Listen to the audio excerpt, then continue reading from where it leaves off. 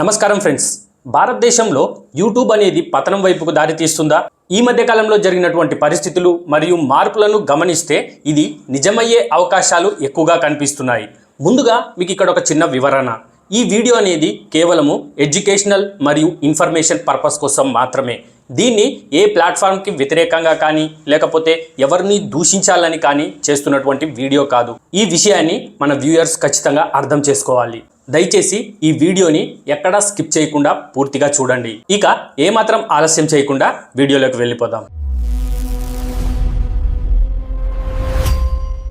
YouTube లాంటి అతిపెద్ద దిగ్గజ సంస్థ అనేది భారతదేశంలో పతనం వైపుకు దారి తీస్తుందా అనటానికి నా దగ్గర కొన్ని ఈ మధ్య కాలంలో జరిగినటువంటి వాస్తవ సంఘటనల ఆధారంగా కొన్ని విశ్లేషణలు అనేటివి ఉన్నాయి. అందులో నెంబర్ 1 వచ్చేసి ఇన్ఫర్మేషన్ వార్ఫేర్. ప్రస్తుతము ప్రపంచంలో మీరు ఎక్కడ చూసినా కానీ ఈ ఆధునిక కాలంలో మిసైళ్లతోటి మరియు ఆయుధాలతోటి జరుగుతున్న యుద్ధాల కంటే కూడా డేటా బేస్డ్గా జరుగుతున్నటువంటి యుద్ధాలే ఎక్కువ.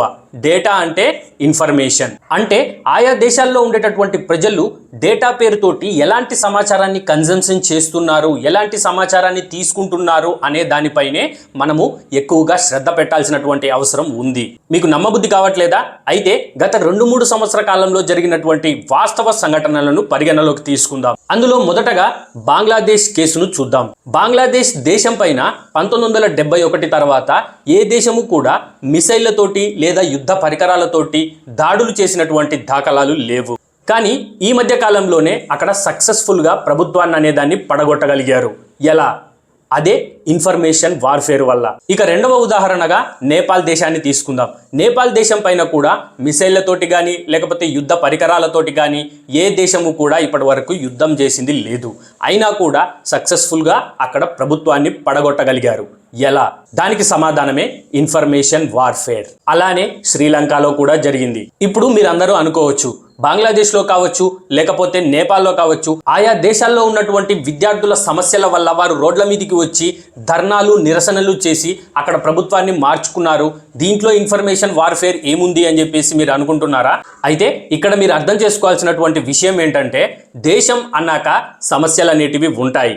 కానీ ఆ సమస్యలకు ఆజ్యం పోసి, అంటే మీ భాషలో చెప్పాలంటే పెట్రోల్ పోసి నిప్పు పెట్టడమే కావాలి. కానీ ఆ పెట్రోల్ మరియు నిప్పు అనేది ఎక్కడి నుంచి వస్తుంది? అది విదేశాల నుంచి వస్తుంది. ఎలా వస్తుంది? సమాచారం డేటా బేస్డ్గా వస్తుంది. మీ అందరికీ ఒక చిన్న ప్రశ్న. ప్రస్తుతము ప్రపంచంలో చాలా రకాలైనటువంటి దేశాలు ఉన్నాయి. అందులో కమ్యూనిస్టుల పాలనలో నియంతలా పాలిస్తున్నటువంటి దేశాలు ఉన్నాయి. అలానే ప్రజలచే ఓట్ల ద్వారా ఎన్నుకోబడినటువంటి ప్రభుత్వాలు ఉన్న ప్రజాస్వామ్య దేశాలు కూడా ఉన్నాయి. అయితే ఈ అన్ని దేశాలలో కూడా ఏ దేశంలో సమస్యలు లేకుండా ఉన్నాయి, ఏ దేశంలో విద్యార్థుల పేపర్లు లీక్ అవ్వకుండా ఉన్నాయి, ఏ దేశంలో కుంభకోణాలు జరగకుండా ఉన్నాయి అనేసి మీరు రీసెర్చ్ చేసుకొని నా కింద కామెంట్ సెక్షన్లో కామెంట్ చేసి తెలపండి. షార్ట్గా చెప్పాలంటే ప్రస్తుతము అలాంటి దేశాలు సున్నాగా చెప్పుకోవాలి. ఎందుకంటే సమస్యలు లేనటువంటి దేశాలు ప్రపంచంలో ఎక్కడా లేవు. సో ప్రస్తుత ఆధునిక కాలంలో ఈ ఇన్ఫర్మేషన్ వార్ఫేర్ అనేది ప్రపంచ దేశాలకు ఎంత ప్రమాదకరమో మీకు ఇంకా అర్థం కాకపోతే, మన భారతదేశంలో గత కొన్ని నెలలుగా జరుగుతున్నటువంటి ఒక వాస్తవ సంఘటన ఆధారంగా మీకు వివరించే ప్రయత్నం చేస్తాను. మన భారతదేశంలో గత కొన్ని నెలలుగా ఈ సిజేపీ కాక్రోచ్ జనతా పార్టీ అని చెప్పేసి చేస్తున్నటువంటి ఈ నిరసనలు కావచ్చు, ఈ కాక్రోచ్ జనతా పార్టీ పేరుతో కొంతమంది చేస్తున్నటువంటి పనులను కావచ్చు, వీటినన్నిటినీ గమనిస్తే మొదట మన భారతదేశానికి సంబంధించినటువంటి CJI chief justice of India, ఈయన మన భారతదేశంలో ఉండేటటువంటి కొంతమంది యువత నకిలీ సర్టిఫికేట్లతోటి లాయర్లుగా చలామణి అవుతూ కోర్టులోకి వచ్చి సిస్టంలోకి చొరబడి ఈ వ్యవస్థను పాడు చేస్తున్నారు అని చెప్పేసి వారిని ఉద్దేశించి ఆయన కాక్రోచ్ అనే పదం వాడడం జరిగింది. వెంటనే సిజేపీ కాక్రోచ్ జనతా పార్టీ పేరుతోటి ఇన్స్టాగ్రామ్లో ఒక అకౌంట్ అనేది వచ్చేసింది. ఆ అకౌంట్కి దాదాపు రోజుకి 5 మిలియన్ల మంది ఫాలోవర్స్ రావడం మొదలు పెట్టారు.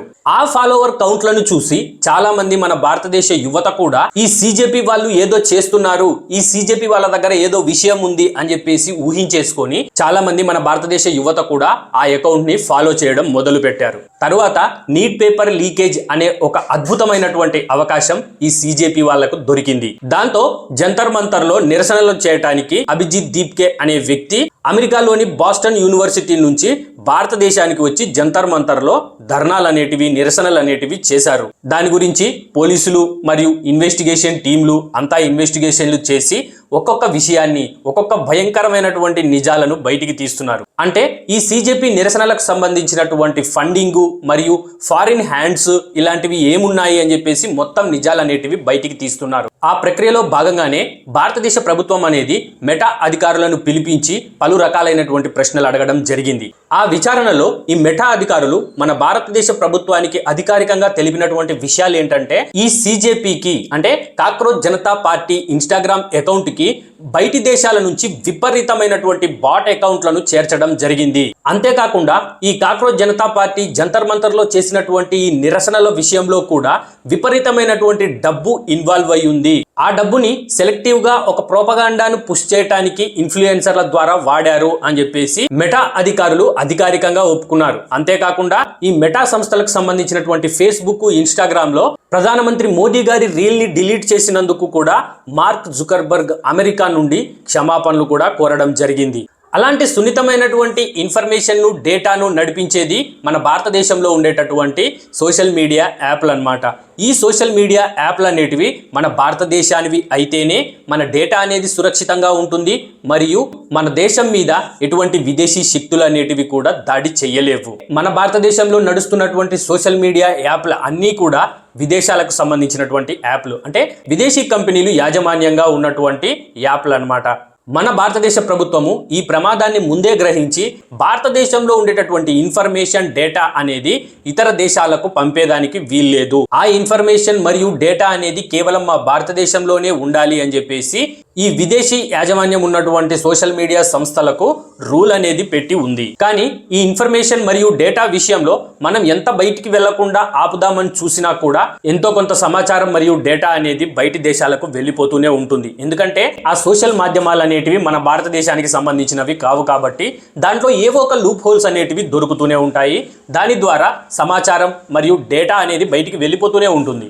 సో ఈ సిజేపీ నిరసనలు మరియు మెటా అధికారులను భారతదేశ ప్రభుత్వము ప్రశ్నించటము, ఈ అంశాలు అనేటివి భారతదేశంలో పనిచేస్తున్నటువంటి విదేశీ సోషల్ మీడియా ప్లాట్ఫామ్లకు, అంటే యూట్యూబ్ కూడా ఉంటుంది అందులో, ఈ యూట్యూబ్ కావచ్చు, లేకపోతే మెటా సంస్థలు కావచ్చు, గూగుల్ కావచ్చు, వీటన్నిటికీ ఒక మొట్టికాయ వేసినట్టు మనం భావించాలి.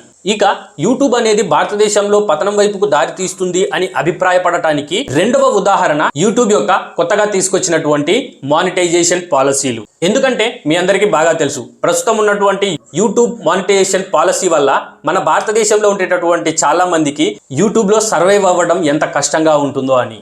ప్రస్తుతం యూట్యూబ్లో మానిటైజేషన్ అవ్వడానికి క్రైటీరియా అనేది 1000 సబ్స్క్రైబర్లు మరియు 4000 గంటల వాచ్ టైం అనేది ఉంది.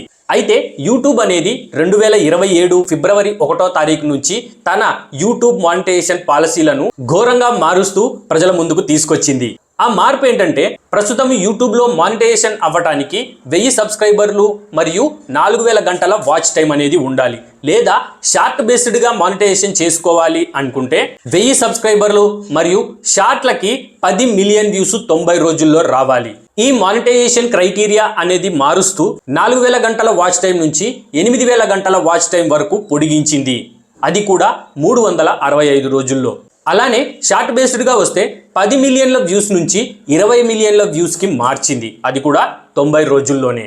అంతేకాకుండా ఇక్కడ యూట్యూబ్ అనేది ఇంకో విచిత్రమైనటువంటి రూల్ అనేది తీసుకొచ్చింది. అదేంటంటే, మీకు ఖచ్చితంగా 10 మిలియన్ల వ్యూస్ అనేది మానిటైజేషన్ అయిన తర్వాత కూడా మెయింటైన్ చేస్తూనే ఉండాలి. అంటే సంవత్సరానికి మీరు ఈ వ్యూస్ అనేటివి మెయింటైన్ చేస్తూనే ఉండాలి. అలాగే ఇక లాంగ్ వీడియోస్ విషయానికి వస్తే ప్రతి సంవత్సరానికి 1000 గంటల వాచ్ టైం అనే దాన్ని మెయింటైన్ చేస్తూ ఉండాలి. లేకపోతే ఈ యూట్యూబ్ పార్ట్నర్ ప్రోగ్రామ్ అనేది పోతుంది. సో ఇలాంటి కఠినమైనటువంటి రూల్స్ వల్ల భారతదేశంలో యూట్యూబ్ కంటెంట్ క్రియేటర్లు అనేవారు తక్కువ అయిపోవచ్చు. ఎందుకంటే యూట్యూబ్ తీసుకురాబోయే ఈ కొత్త రూల్స్ వల్ల ఇప్పటికే చాలా మంది తమ యూట్యూబ్ జర్నీని మానుకున్నారు, అంటే తమ ఆశలు అనేటివి వదులుకున్నారు. ఇక భారతదేశంలో యూట్యూబ్ అనేది పతనం వైపుకు దారి తీస్తుందా అని అభిప్రాయపడటానికి మూడవ ఉదాహరణ ఆటోప్లే. ఈ ఆటోప్లే అనేది మన భారతదేశ కంపెనీకి సంబంధించినటువంటి సోషల్ మీడియా ప్లాట్ఫామ్. ఇప్పటికే చాలా మంది భారతీయులు ఈ ఆటోప్లే ప్లాట్ఫామ్ని ఉపయోగించుకొని డబ్బులు సంపాదిస్తున్నాము, అంటే మానిటైజేషన్ చేసుకొని డబ్బులు సంపాదిస్తున్నాము అని చెప్పేసి వార్తలు వస్తున్నాయి. కానీ ఈ ఆటోప్లే ప్లాట్ఫామ్ ద్వారా ఎవరు ఎంత సంపాదిస్తున్నారు అనే విషయంపై ఖచ్చితమైనటువంటి సమాచారం అనేది లేదు. కానీ ఈ ఆటోప్లేకి మంచి భవిష్యత్తు ఉంది అనటానికి భారతదేశంలో 140 కోట్ల జనాభా అనేది నిదర్శనం. పైగా ఇది భారతదేశానికి సంబంధించినటువంటి ప్లాట్ఫామ్. నేను ఫస్ట్ ఉదాహరణలో చెప్పినటువంటి ఇన్ఫర్మేషన్ వార్ఫేర్ అనేది కావచ్చు, లేకపోతే డేటా ఎక్స్చేంజ్ కావచ్చు, ఇలాంటివి అన్నీ మన భారతదేశానికి సంబంధించినటువంటి సోషల్ మీడియా ప్లాట్ఫామ్లో ఉంటే మన దేశ ప్రజల యొక్క ఇన్ఫర్మేషన్ మరియు సమాచారం అనేది మన దేశంలోనే ఉంటుంది. ఈ ఆటోప్లేని మన భారతీయ పౌరులందరూ వినియోగించడం వల్ల ఎన్నో భారతీయ స్టార్టప్ కంపెనీలకు ఇంకా మోటివేషన్ గా ఉంటుంది. ఇక్కడ మీ అందరికీ ఒక చిన్న వివరణ, ఈ ఆటోప్లే యాప్ అనేది పెయిడ్ ప్రమోషన్ కాదు. నాకేమీ ఆటోప్లే అనేది ₹1 కూడా పే చేయట్లేదు. నేను కేవలము ఇది ఒక భారతీయ ప్లాట్ఫామ్ అని చెప్పేసి ప్రమోట్ చేస్తున్నాను, అంతే తప్పించి ఇది పెయిడ్ ప్రమోషన్ అని మీరు అనుకోవద్దు. ఈ వీడియోలో నేను చెప్పినటువంటి ఈ 3 అంశాలు కూడా నాకు అనిపించినటువంటి విషయాలు. అయితే మనందరికీ బాగా తెలుసు, ఈ యూట్యూబ్ మరియు గూగుల్ అనేవి భారతదేశంలోనే కాదు ప్రపంచంలోనే అతిపెద్ద దిగ్గజ సంస్థలు. ఒక దేశంలో వీటి అస్తిత్వానికి ఏదైనా ప్రమాదం జరుగుతుంది అన్న సమయంలో వాళ్ళు ఆటోమేటిక్గా దాని నుంచి గెట్ ఆన్ అయిపోతారు. కానీ ఇక్కడ మెయిన్గా మన ఆటోప్లే యాప్ను, ఆటోప్లే ప్లాట్ఫామ్ని మనందరము ఒక చూపు చూడాల్సిందే. సో ఈ వీడియోలో నేను చెప్పినటువంటి అంశాలపై మీ అభిప్రాయం ఎలా ఉంది అనేసి కామెంట్ సెక్షన్లో కామెంట్ చేసి తెలపండి. ఇంకా నా ఛానల్ ఎవరైనా సబ్స్క్రైబ్ చేసుకుని వాళ్ళు ఉంటే ఖచ్చితంగా సబ్స్క్రైబ్ చేసుకోండి ఫ్రెండ్స్.